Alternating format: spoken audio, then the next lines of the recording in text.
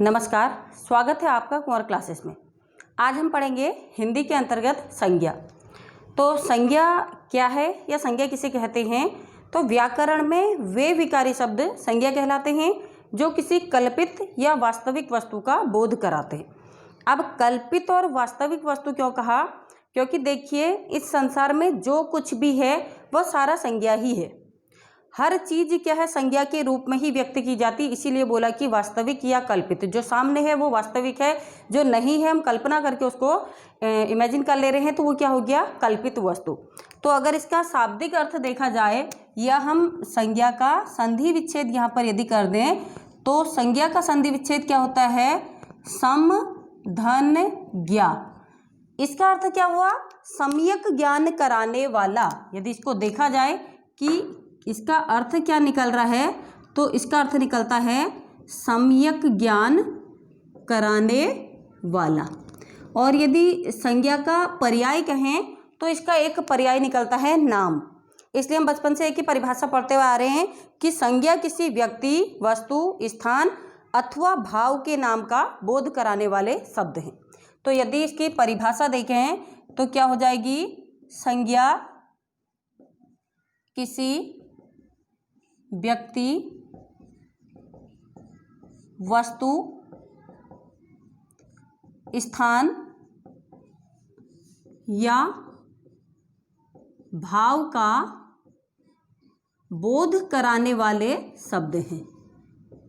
ये तो हो गई संज्ञा की परिभाषा। अब देखिए इसमें क्या क्या आ जाते हैं। पहले मैंने आपको बताया कि जो कुछ भी है वह सब संज्ञा है, तो इसके अंदर सब कुछ आ जा रहा है। उदाहरण देखिए, किसी व्यक्ति का नाम ले लीजिए, किसी जगह का नाम ले लीजिए, वो सारा का सारा क्या आ जाएगा? संज्ञा में आ जाएगा। कोई वस्तु आ गई, वह भी संज्ञा में आ जाएगी। कोई स्थान है वह संज्ञा में आ जाएगा। और किसी के गुण है, किसी की स्थिति है, वो सारा का सारा संज्ञा में आ जाएगा। इसीलिए बोला कि संसार में सब कुछ क्या है? संज्ञा ही है।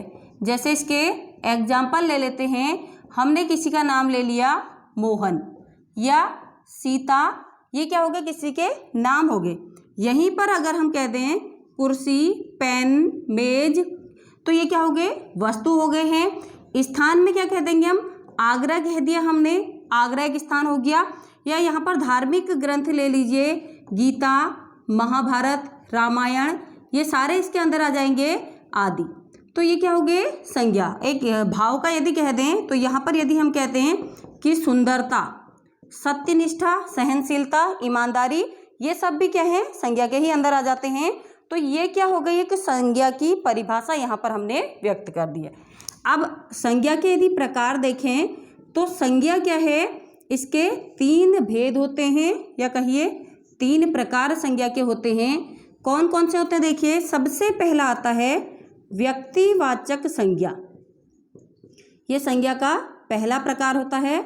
दूसरा यहाँ पर आ जाता है जातिवाचक संज्ञा, और तीसरा यहाँ पर आ जाता है भाववाचक संज्ञा। ये क्या है? संज्ञा के प्रकार हैं। अब तीनों को एक एक करके क्रम से देखते हैं। व्यक्तिवाचक संज्ञा क्या है? संज्ञा क्या है? नाम। सारा नाम क्या आ जाएगा? संज्ञा में ही आ जाएगा। तो व्यक्तिवाचक संज्ञा क्या है? वे शब्द जो किसी विशेष व्यक्ति, स्थान या वस्तु के नाम को इंगित करते हैं, वे क्या कहलाते हैं? व्यक्तिवाचक संज्ञा। तो यहाँ पर इसकी परिभाषा यदि कहें तो क्या आ जाएगा? वे शब्द जो किसी विशेष व्यक्ति, स्थान या वस्तु को प्रकट करते हैं या फिर उनके नाम को व्यक्त करते हैं, वे क्या कहलाते हैं? व्यक्तिवाचक। अब व्यक्तिवाचक में देखिए, किसी व्यक्ति का नाम आ सकता है, किसी वस्तु का नाम आ सकता है, किसी स्थान का नाम आ सकता है। ये सारा किस में आ जाएगा? व्यक्तिवाचक संज्ञा के अंदर आ जाएगा। एक बार पहले हम इसके एग्जाम्पल लिख लेते हैं। जैसे यहाँ पर बोल दिया राम बोल दिया, या रामायण यहाँ पर बोल दीजिए, पवित्र ग्रंथ हो गया है। भारत हम अपने देश का यहाँ पर नाम लिख करके चलते हैं। तो ये सारे के सारे क्या हो गए? आगरा हमने कह दिया, कलकत्ता हम यहाँ पर कह लेंगे। तो ये सारे क्या हैं? व्यक्तिवाचक संज्ञा हैं। अब देखिए व्यक्तिवाचक संज्ञा की एक बहुत बड़ी लिस्ट हमारे पास होती है, क्या क्या व्यक्तिवाचक संज्ञा के अंदर आता है। तो इसमें बहुत सारी चीज़ें आती हैं, हम एग्जाम में कन्फ्यूजन करते हैं कि ये व्यक्तिवाचक है या जातिवाचक है, ये बहुत बड़ा कन्फ्यूजन यहाँ पर होता है। तो यहाँ पर व्यक्तिवाचक संज्ञा की हम एक लिस्ट बना देते हैं यहाँ पर कि कौन कौन सी चीज़ें जो हैं व्यक्तिवाचक संज्ञा में आती हैं। तो यहाँ पर लिख कर चलते हैं। इसमें देखिए सबसे पहले तो इसमें क्या आ जाता है, व्यक्तियों के नाम यहाँ पर आते हैं। व्यक्तियों के नाम में आप राम, श्याम, मोहन, सीता, गीता, जो भी नाम आ रहे किसी भी, चाहे वो कोई विशेष व्यक्ति है या चाहे वो आम व्यक्ति है, व्यक्तियों के नाम किस में आ जाएंगे, व्यक्तिवाचक संज्ञा में आ जाएंगे। हर कोई अपने आप में विशेष है। दूसरा यहाँ पर क्या आ जाता है, नदियों के नाम यहाँ पर आ जाएंगे।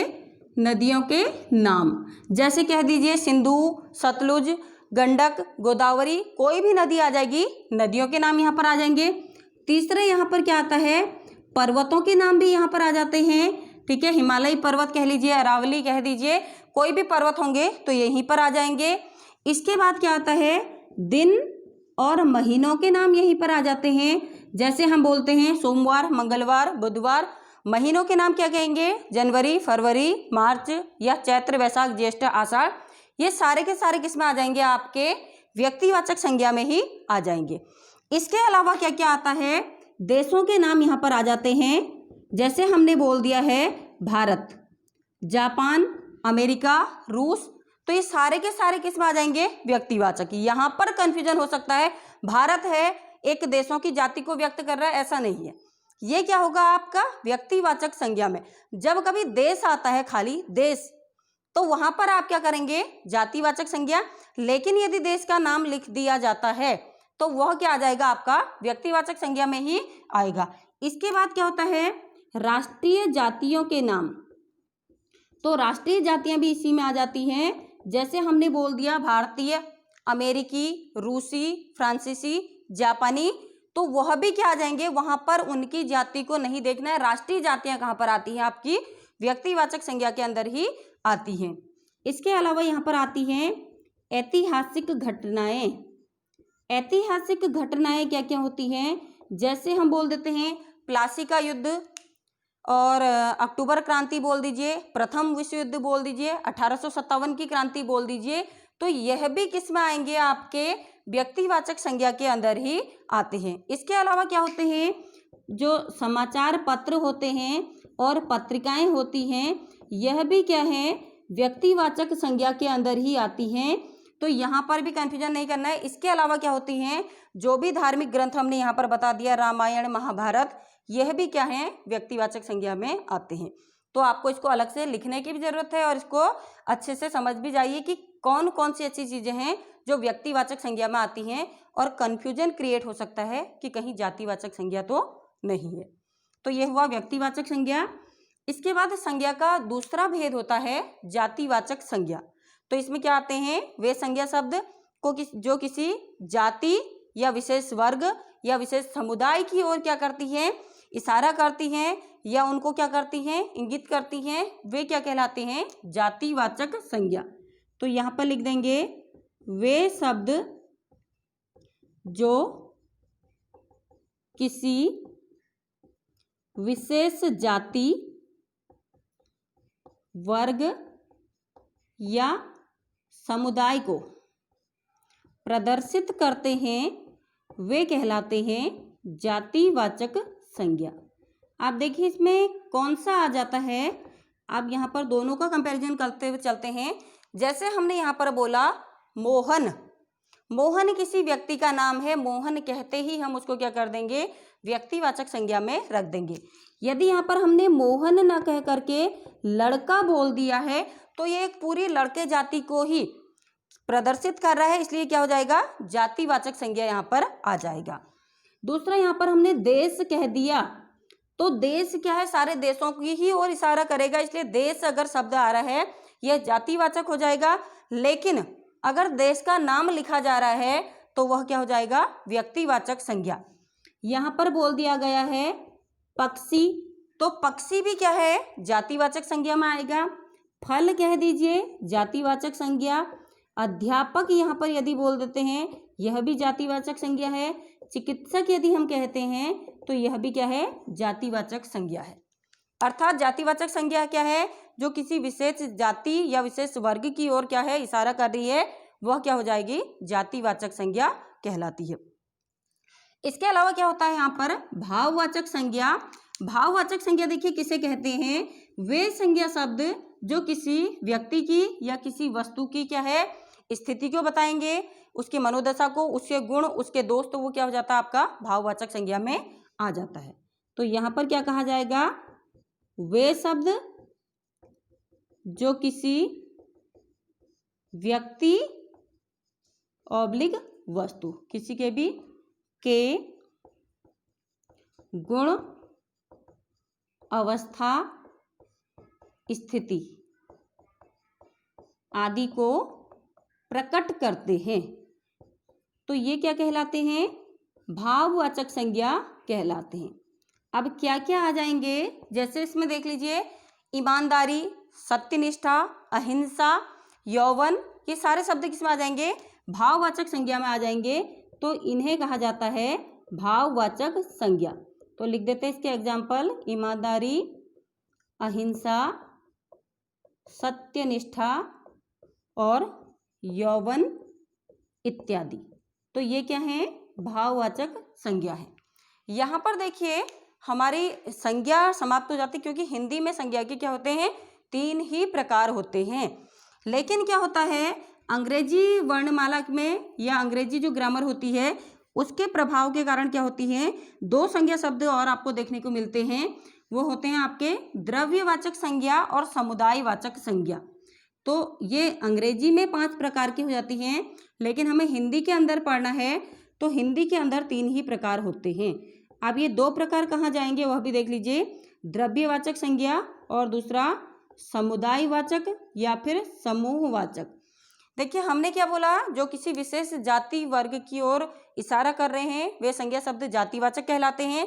अब यहाँ पर जो द्रव्यवाचक हैं और समुदायवाचक हैं, हिंदी में इन्हें जातिवाचक संज्ञा के अंदर ही रख दिया जाता है। लेकिन अगर आप अंग्रेजी पढ़ रहे हैं तो अंग्रेजी में ये 2 अलग हो जाते हैं। तो यहाँ पर यदि ऑप्शन में अलग से दिखे तो आप द्रव्यवाचक और समुदायवाचक करिए, अन्यथा यदि आपको ऑप्शन में अलग से नहीं दिखाई दे रहा है तो आप इनको जातिवाचक में ही करेंगे। अब द्रव्यवाचक संज्ञा क्या होती है, वे संज्ञा शब्द जो ऐसी वस्तुओं को प्रकट करते हैं जिनसे बहुत सारी वस्तुएं बनाई जाती हैं, वो कहलाते हैं द्रव्यवाचक संज्ञा। तो इसमें क्या आएंगे, द्रव्य आएंगे। कैसे द्रव्य आएंगे, जैसे सोना, चांदी, लोहा, पीतल, लकड़ी, दूध, तेल, घी, क्योंकि इनसे और भी ज़्यादा मटेरियल बनाए जा रहे हैं, बहुत सारी चीज़ें बन रही हैं, तो ये कहलाती है द्रव्यवाचक संज्ञा। तो इसमें क्या आ जाएगा, वे शब्द जो किसी ऐसे द्रव्य को बताते हैं, द्रव्य का बोध कराते हैं, जिनसे अनेक वस्तुएं बनती हैं। ये आपको सिर्फ समझना है कि क्या है, ठीक है, इसीलिए बता दिया जिनसे अनेक वस्तुएं बनती हैं। अब इसमें क्या क्या आ जाते हैं द्रव्यवाचक में, ये बता ही दिया है। जैसे हो गया सोना, चांदी, लकड़ी, दूध और तेल इत्यादि, जो भी आएगा ये क्या आ जाएगा, द्रव्यवाचक संज्ञा में आ जाएगा। दूसरा इसका प्रकार होता है समुदायवाचक संज्ञा।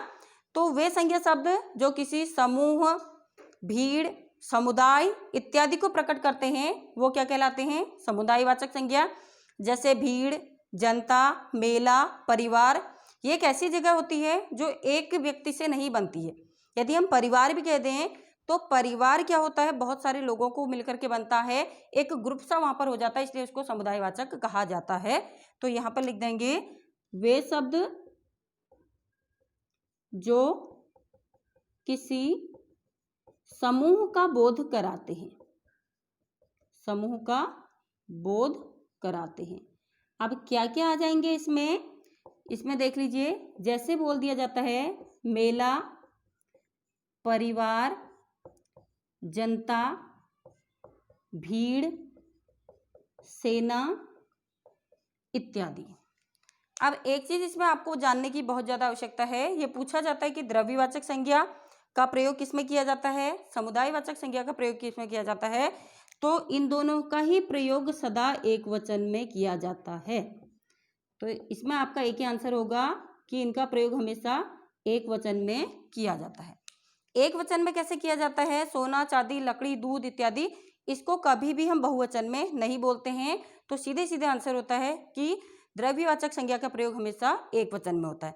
यहाँ पर थोड़ा सा आपको कन्फ्यूजन हो सकता है कि यहाँ पर बहुत लोगों की भीड़ है, हम पहले ही ग्रुप की बात कर रहे हैं और जब एक वचन बहुवचन आ रहा है तो हम एक वचन क्यों कह रहे हैं, क्योंकि ये क्या है, किसी भी समुदाय या समूह की केवल एक इकाई का ही बोध कराते हैं।